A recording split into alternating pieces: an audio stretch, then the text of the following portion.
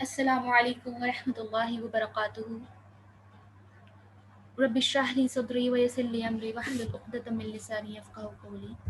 Welcome again to the Concept of Science Academy Pakistan, presenting for you a Ramadan transmission. I'm your speaker Mahwish, and Alhamdulillah it is 14th Ramadan, and now it is our turn to learn about the things that are allowed in Ramadan, جو ہم روزے کی حالت میں کر سکتے ہیں. One of them is that جب انسان پہ غسل واجب ہو جائے اور سحری کا وقت آن پہنچے اور اس نے غسل نہ کیا ہو تو اسے چاہیے کہ وہ سحری کر لے اور فجر کے بعد غسل کر لے. That's how it is. Let's see the one of hadith for it, and it's of صحیح بخاریہ حدیث باب الصوم اور کتاب الصوم. حضرت عائشہ رضی اللہ تعالیٰ عنہ سے مروی ہے، فرماتی ہیں میں رسول اللہ صلی اللہ علیہ وآلہ وسلم کے بارے میں گواہی دیتی ہوں کہ آپ صلی اللہ علیہ وسلم احتلام نہیں بلکہ جماع کے سبب جنابت کی حالت میں صبح کرتے تھے اور صوم رکھتے تھے. نیز حضرت عائشہ رضی اللہ تعالیٰ عنہ سے مروی ایک اور حدیث میں ملتی ہے صحیح مسلم میں کتاب الصیام میں کہ ایک شخص نبی کریم صلی اللہ علیہ وسلم کی خدمت میں آیا اور بولا اے رسول اللہ صلی اللہ علیہ وآلہ وسلم، میں حالت جنابت میں ہوتا ہوں اور نماز کا وقت ہوا جاتا ہے، کیا اس حالت میں روزہ رکھ سکتا ہوں؟ رسول اللہ صلی اللہ علیہ وآلہ وسلم نے فرمایا میں بھی جنابت کی حالت میں ہوتا ہوں اور صلات کا وقت ہوتا ہے اور میں صوم رکھتا ہوں، یعنی میں روزہ رکھتا ہوں. تو اس وقت شخص نے کہا اے اللہ کے رسول صلی اللہ علیہ وآلہ وسلم، آپ ہماری طرح نہیں ہیں، یعنی وہ کہنا چاہ رہا تھا کہ آپ صلی اللہ علیہ وسلم کی حیثیت اور ہے، آپ بلند و پایا ایک ہستی ہیں اور ایک ہم لوگ الگ ہیں آپ سے. تو آپ صلی اللہ علیہ وسلم نے فرمایا اللہ کی قسم مجھے امید ہے کہ میں تم میں سے سب سے زیادہ اللہ سے ڈرنے والا ہوں اور کن چیزوں سے بچنا چاہیے اس کا مجھے تم سے زیادہ علم ہے. And now we have to think deeply کہ آپ صلی اللہ علیہ وآلہ وسلم کو ہم سے زیادہ ڈر تھا اللہ تعالیٰ کا, and he know better than us, so it is a very biggest S for us. یہ ہم مسلمانوں کے لیے اللہ سبحانہ و تعالیٰ کی طرف سے ایک ایس آ گئی ہے کہ آپ صلی اللہ علیہ وسلم نے اپنی زندگی میں کچھ ایسے کام کر کے ہمیں دکھائے جس سے ہمیں آسانیاں ملی. And one of them is that کہ اگر کسی انسان پہ کسی بھی وجہ سے غسل واجب ہو جاتا ہے اور روزے کا وقت آن پہنچتا ہے تو اسے چاہیے کہ وہ سحری کر لے اور جو ہے وہ غسل بعد میں کر کے فجر کی نماز ادا کر لے, اور جو ان حدیث سے ہمیں ملتا ہے. Second thing that allow in Ramzan during the fasting, گرمی یا پیاس کی شدت سے غسل کرنا, سر پر پانی بہانا, کلی کرنا اور ناک میں پانی ڈالنا. اتنا نہیں ڈالنا کہ اندر چلا جائے, حالانکہ بس تھوڑا سا ڈالنا کہ جس سے ناک کی جو گرمی ہے وہ ختم ہو جائے. اس سے ہمیں ایک حدیث ملتی ہے, چنانچہ خلید بن صبرہ رضی اللہ تعالیٰ عنہ بیان فرماتے ہیں کہ رسول اللہ صلی اللہ علیہ وآلہ وسلم نے فرمایا, یہ مسند احمد کی حدیث ہے, کہ اچھی طرح مکمل وضو کیا کرو, انگلیوں کے درمیان خلال کرو اور ناک میں خوب اچھی طرح پانی ڈالو. ہاں مگر یہ کہ تم صوم کی حالت میں ہو, یعنی اگر تم روزے کی حالت میں ہو تو تم نے ناک میں اچھی طرح پانی نہیں ڈالنا, کیونکہ اچھی طرح پانی ڈالیں گے تو وہ تھوڑا سا اس کے حلق میں جانے کا اندیشہ ہوگا. حضرت ابو بکر رضی اللہ تعالیٰ عنہ سے ایک اور حدیث ہمیں ملتی ہے, سنن ابی داؤد میں سے ہے, میں نے رسول اللہ صلی اللہ علیہ وآلہ وسلم کو عرج میں دیکھا کہ آپ صلی اللہ علیہ وسلم روزے کی حالت میں ہیں اور پیاس یا گرمی کے شدت کے سبب اپنے سر پر پانی ڈال رہے ہیں, یعنی نہانا الاؤ ہے, you can take a bath anytime whenever you want and whenever you feel hot in your body. گرمی کی شدت سے ٹھیک ہے آپ نہا بھی سکتے ہیں. نیز امام بخاری رحمہ اللہ نے اپنی صحیح میں سلف کے چند اثار نقل فرمائے ہیں کہ حضرت عبداللہ بن عمر رضی اللہ تعالیٰ عنہ نے روزے کی حالت میں کپڑا بھگو کر اپنے اوپر ڈالا. امام شبعی رحمہ اللہ روزے کی حالت میں حمام میں داخل ہوئے. حسن بصری رحمہ اللہ فرماتے ہیں روزے کے لیے روزے دار کے لیے کلی کرنے اور ٹھنڈک حاصل کرنے میں کوئی حرج نہیں ہے. سو اس سے ہمیں ایک چیز یہ بھی ملتی ہے, we can do swimming too, بس یہ کہ وہ ہمارے حلق میں نہیں جانی چاہیے اور منہ اور ناک میں پانی نہ جائے. And we can take bath and we can sleep at A C room, it is allow. ایسی کوئی بھی چیز جو ٹھنڈک پہنچائے وہ الاؤ ہے ہمیں. And we mostly think that کہ اے سی میں بیٹھنا جو ہے ہمیں الاؤ نہیں ہے، کیونکہ بہت سارے غریب لوگ ہیں جو اے سی میں نہیں بیٹھ سکتے ہیں. اٹس اوکے، جن کے پاس ہے وہ اس سے فائدہ اٹھا سکتے ہیں، اور اللہ تعالیٰ کو اپنی نعمتوں سے فائدہ اٹھانے والا انسان بہت زیادہ پسند ہے، اور اسے شیئر کرنے والا انسان اس سے بھی زیادہ پسند ہے.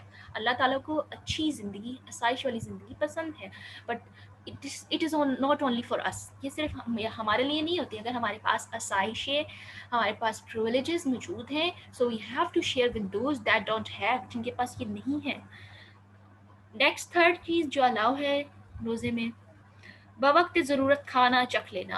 It is for the women, household woman, ٹھیک ہے، ہاؤس ورکنگ ویمن، اور those for the cook that work at the hotel, جو ہوٹل میں کام کرتے ہیں مین، ان سب کے لیے اسے کیا کہتے ہیں، شیف کرتے ہیں ہم، ان کے لیے. امام بخاری رحمہ اللہ نے ابن عباس رضی اللہ تعالیٰ عنہ سے نقل کیا ہے کہ انہوں نے فرمایا، لا باس ان یتطعم القدر و اب الشیء. ٹھیک ہے، ہانڈی یا کسی چیز کے چکھ لینے میں کوئی حرج نہیں ہے، بس یہ کہ اس کا ذائقہ آپ کے حلق میں نہ جائے، صرف زبان کی جو فرسٹ ٹپ ہے نا وہاں تک رہنا چاہیے.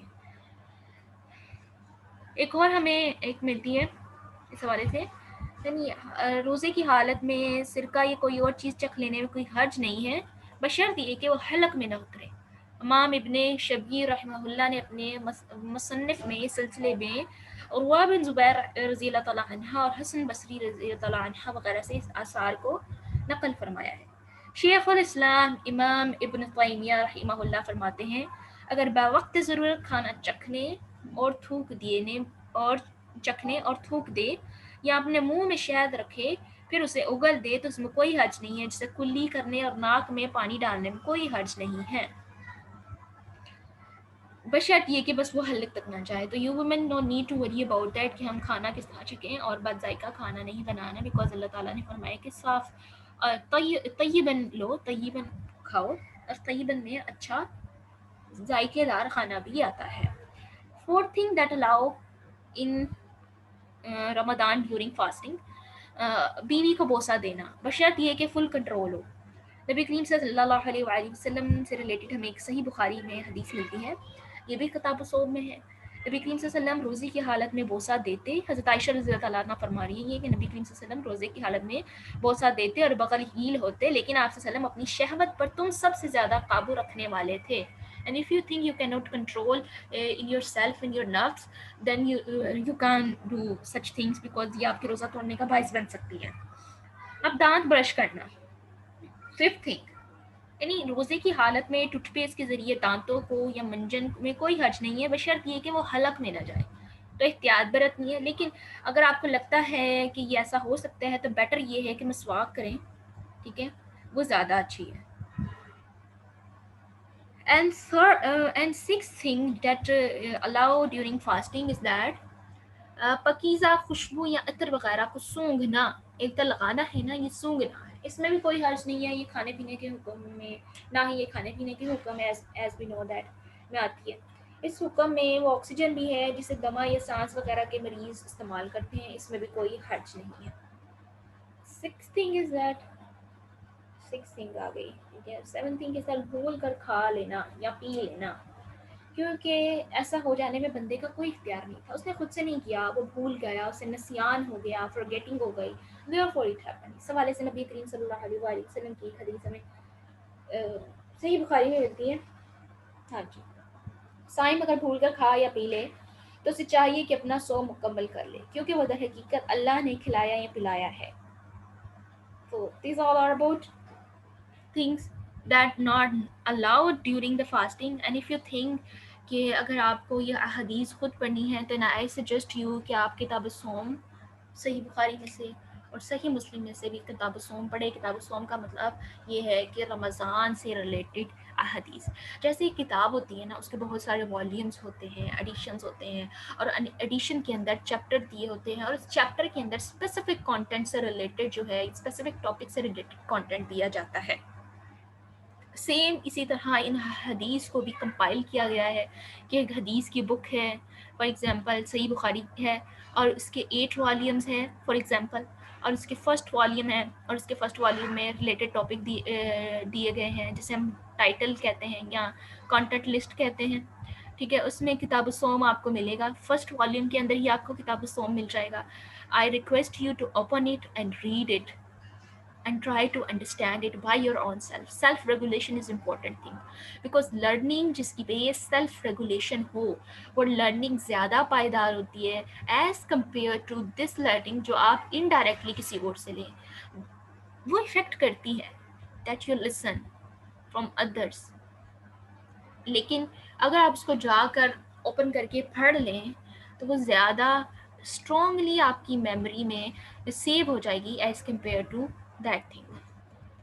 So I request you please you are all are literate people، آپ اردو پڑھ سکتے ہیں، it is not tough، یہ بالکل آسان ہے. اوپن اٹ، اور اگر آپ کو عربی نہیں بھی پڑھنی آتی ہے تو آپ اس کا ترجمہ پڑھ لیں.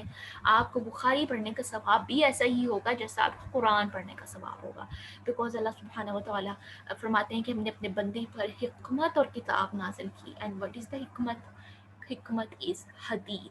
اور ہمیں اس بات سے یہ بھی ثبوت ملتا ہے کہ حدیث کا ثبوت ہمیں قرآن مجید کے اندر سے ہی مل رہا ہے کہ حدیث بالکل ایکوریٹ اینڈ کریکٹ ہے. And Bukhari, Muslim and all these biggest books of Islam related to hadith یہ بالکل ایکوریٹ اور کریکٹ ہیں. And the beautiful dua of the day that I like most، ربنا هب لنا من ازواجنا وذرياتنا قرة اعين واجعلنا للمتقين اماما. اے ہمارے رب، ہمیں ایسی بیویاں اور اولاد عطا فرما دیجئے جو آنکھوں کی ٹھنڈک ہو اور ہم کو اللہ کے